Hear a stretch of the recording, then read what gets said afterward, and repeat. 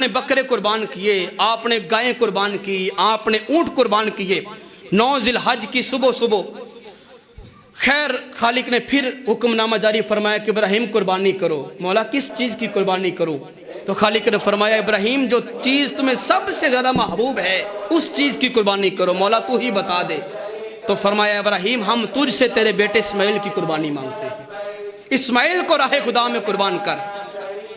जब फ़लस्तीन से इब्राहिम चलने लगे ना शहर मक्का की तरफ, हुक्मनामा वहीं पे जारी हो गया था, इब्राहिम मक्का जा रहे हो, बेटे को कुर्बान करने के लिए जाते हुए अपने हाथ में रस्सी भी ले लेना, अपने हाथ में एक छुरी भी ले लेना।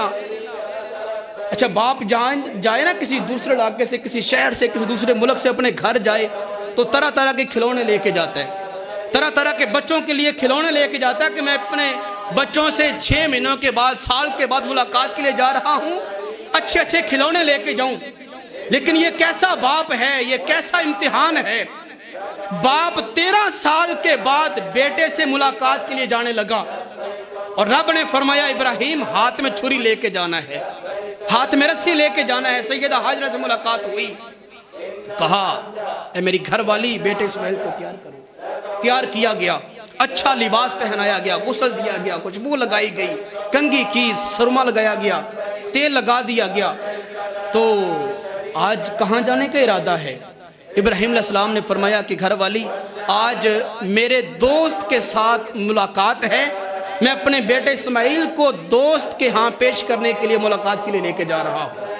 सैयदा हाजरा ने खुशी खुशी इस्माइल को पेश किया और जो ना वो साथ भेजा। रास्ते में जा रहे हैं, बेटे इस्माइल ने पूछा अब्बा जान हम कहाँ पे जा रहे हैं? तो कहा बेटा हम दोस्त के साथ मुलाकात के लिए जा रहे हैं। अब्बा जान वो दोस्त कहाँ पे रहता है? फरमाया कि बेटा इस्माइल उसका कोई मकान नहीं है लेकिन वो हर जगह पे मौजूद है। अब्बा जान वो जो दोस्त है जिसकी मेहमान नवाजी जो हमारी कर रहा है, क्या हमारे साथ बैठ के खाना भी खाएगा? फरमाया नहीं बेटा वह ला युतइम वला युतअम, वो खिलाता है खाता नहीं है, वो खुद नहीं खाता, जमाना उसके खजानों में से खा रहा है।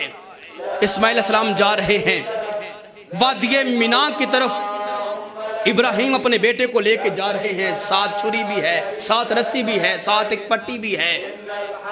रास्ते में शैतान ने देखा आज अगर इब्राहिम ये कारनामा कर गए, ये ऐसा कारनामा है जो आज से पहले जमाने में से किसी ने नहीं किया।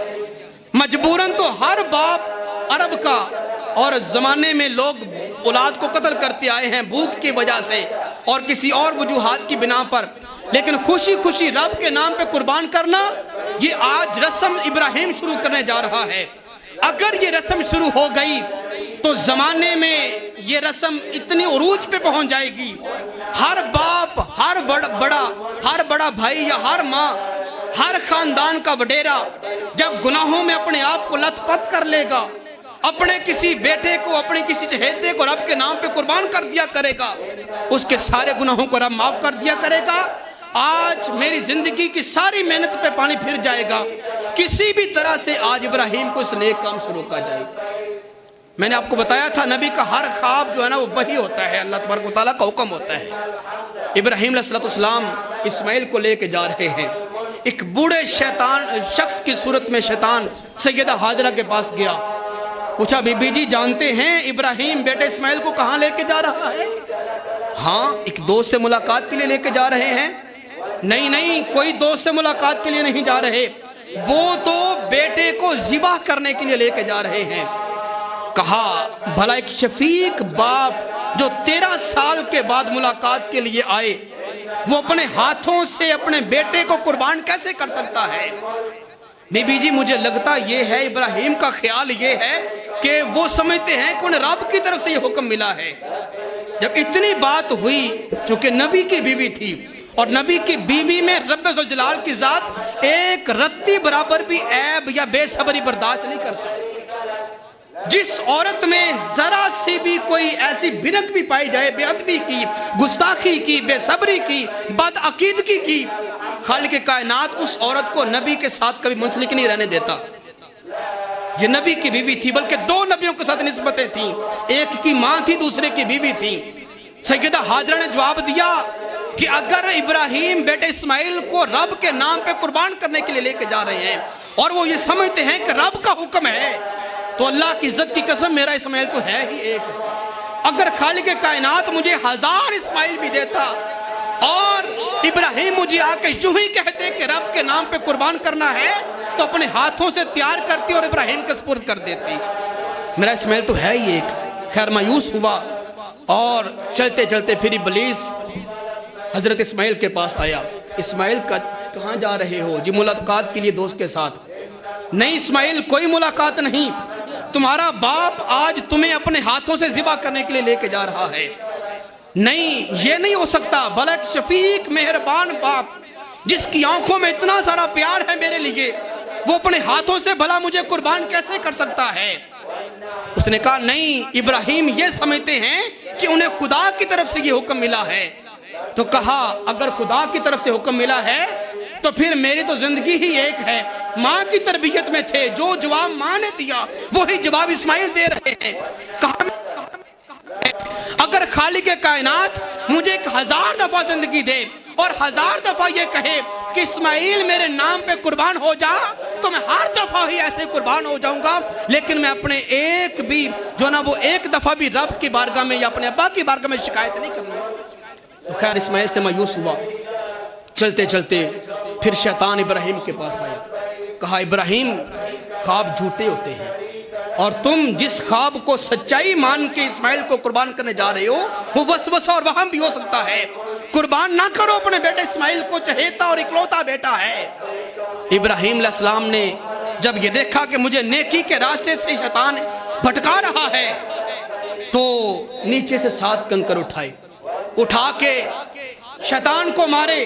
وادی مینا کے اندر یہ رسم، یہ ادا، یہ سنت خالق کائنات کو اتنی پسند آ گئی اور بھاگ گئی۔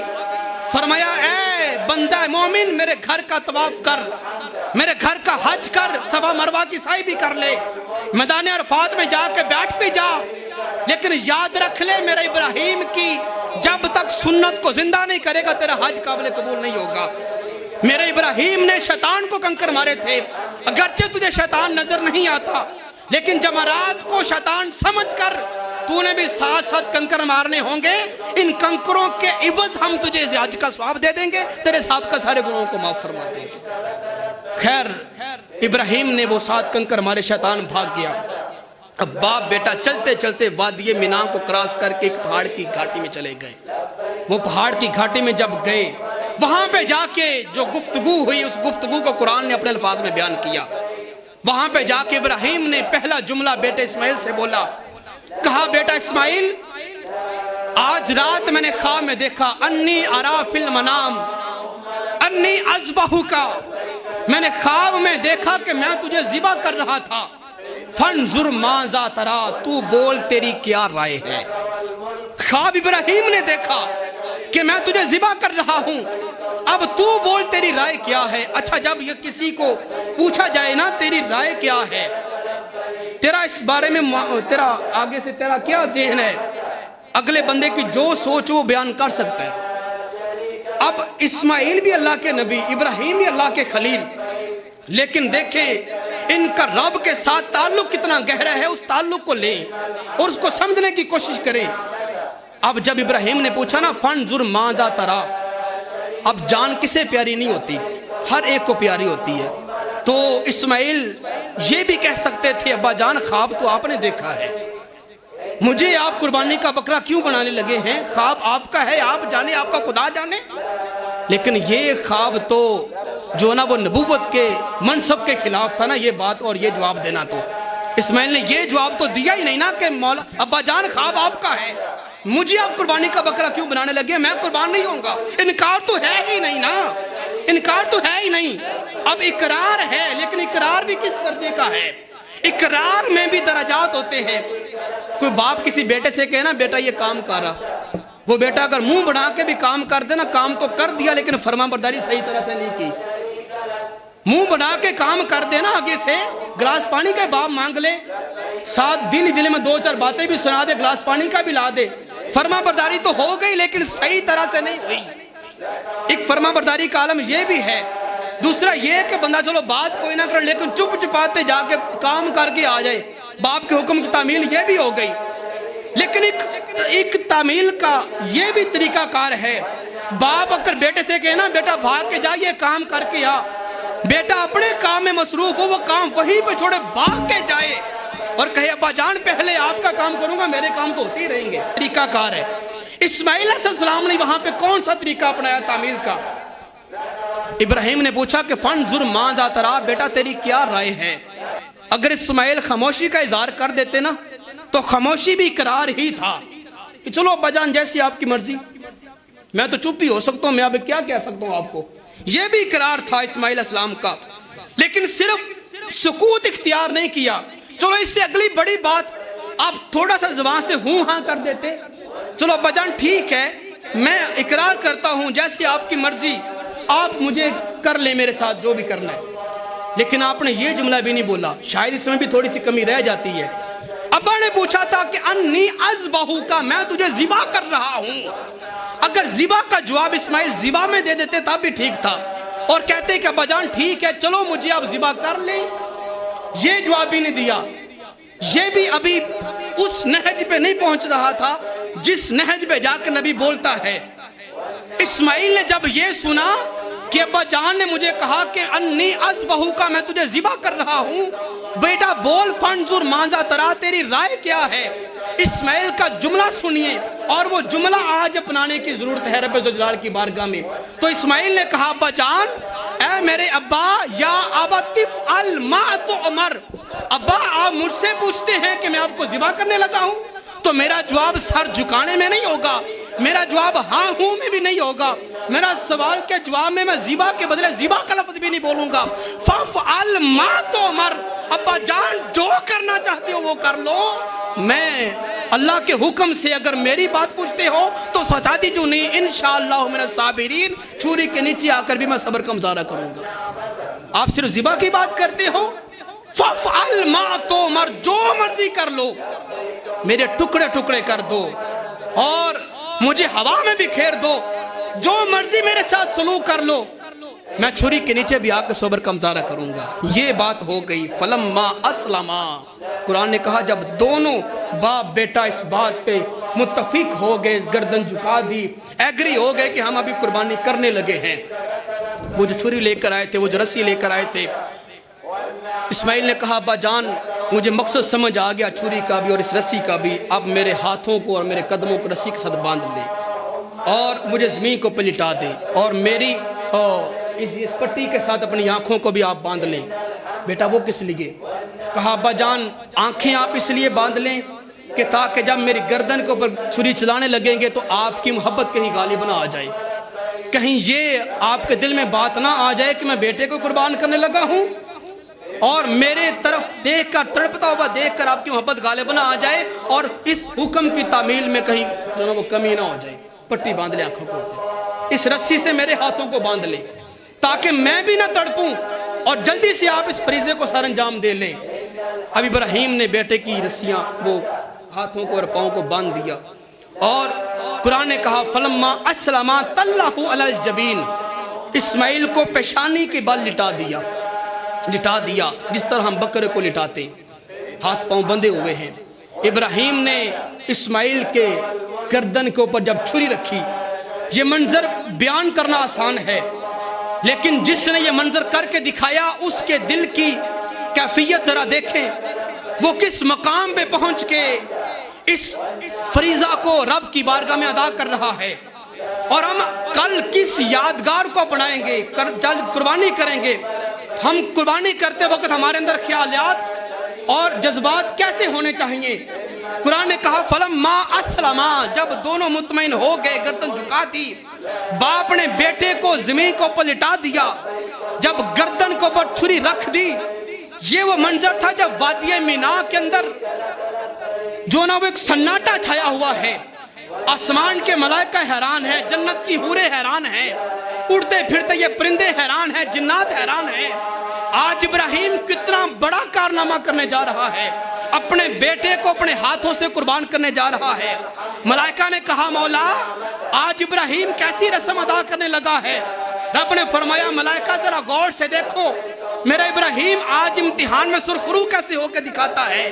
تم تو کہتے تھے انسان خون ریزیاں کرے گا, قتل و غارت کرے گا, ڈنکا و فساد کرے گا. آج میرے اس ابراہیم, میرے اس بنائے ہوئے شاہکار کا ذرا کارنامہ تو دیکھو, یہ میری بارگاہ میں سرخرو کیسے ہوتا ہے اور اس امتحان میں کامیابی کیسے حاصل کرتا ہے. جنت کی حوریں حیران ہیں, یہ ساری وادی مینا حیران ہو کے دیکھ رہی ہے. کسی شاعر نے نقشہ کھینچا, کہا کہ زمین سہمی پڑی تھی, آسمان ساکن تھا بے چارہ, نہ اس سے پہلے دیکھا تھا حیرت کا یہ نظارہ. باپ ذبح کرنے کے لیے تیار ہے, بیٹا ذبح ہونے کے لیے تیار ہے, چھری گلے کے اوپر ہے. جب زور دے کے اس چھری کو گلے کے اوپر چلانے کی کوشش کرتے ہیں, جب آنکھوں سے پٹی ہٹا کے دیکھا, سمجھا کہ شاید بیٹا قربان ہو گیا ہوگا, لیکن ابھی تک ایک بال بھی نہیں کٹا. ابراہیم علیہ السلام نے دوبارہ پٹی باندھی اور دوبارہ اس چھری کو تیز کر کے پتھر کے ساتھ پھر اس گلے کے اوپر چلایا, لیکن دوبارہ چلانے کے باوجود بھی وہ چھری اپنا کام نہیں کر رہی. تیسری دفعہ پھر پٹی کھولی, اچھی طرح سے تیز کیا, پھر جب چلایا تو پھر نہ گلا کٹا, زور کے ساتھ پتھر کے اوپر مارا, پتھر 2 حصوں میں تقسیم ہو گیا. چھری کو اٹھا کے کہتے ہیں اے سکین, اے چھری بتا میرے اسماعیل کا اتنا نرم و نازک گلا اسے کاٹ نہیں رہی, اتنا سخت تو نے پتھر کاٹ دیا. چھری نے کہا مولا مجھے زبان دے, میں تیرے ابراہیم سے 2 باتیں کروں. جب زبان ملی, چھری نے کہا ابراہیم بتا, کل جب آپ کو نمرود نے آگ میں پھینکا تھا تو آگ نے آپ کو کیوں نہ جلایا تھا؟